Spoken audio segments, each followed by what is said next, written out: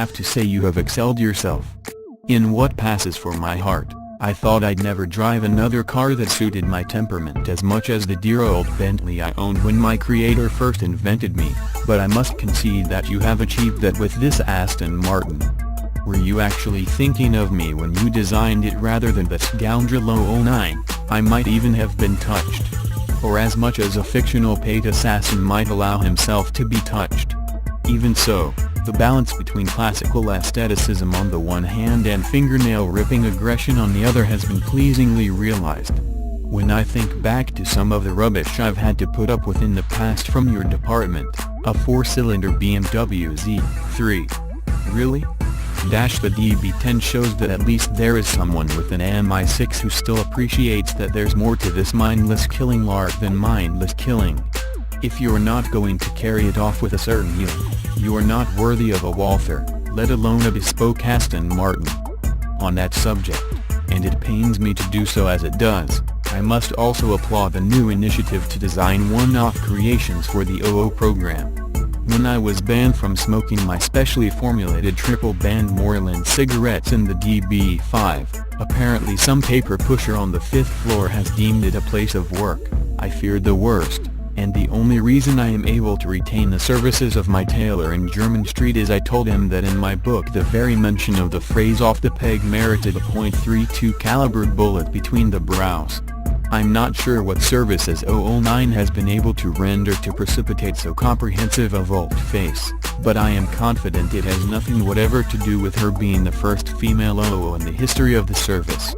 As for the engineering side, I was if not disgruntled then far from actually gruntled to discover a suboptimal number of cylinders beneath that rather elegant and vast front clamshell. You might want to let the design chaps at Aston know the world's least secret agent reckons that's a keeper for future road cars. All my recent Astons have had the full complement of connecting rods, so why not this one?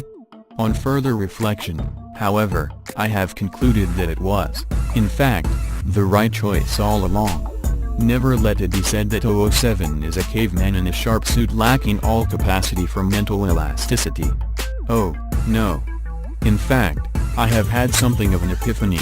I now think a V8 with the correct 90-degree crankshaft throw and none of those appallingly revised turbo things makes a perfect weapon for one such as me.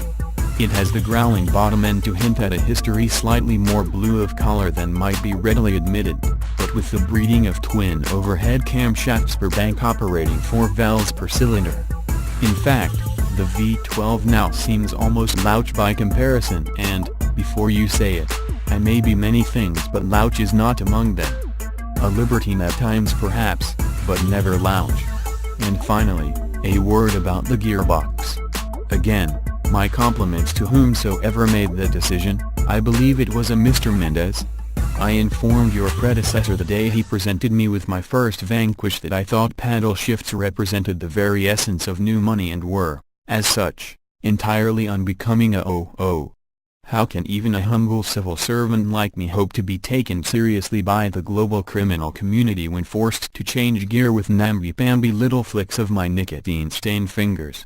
Thank God Blofeld didn't reappear until you had reconsidered your strategy and put a clutch back in the footwell.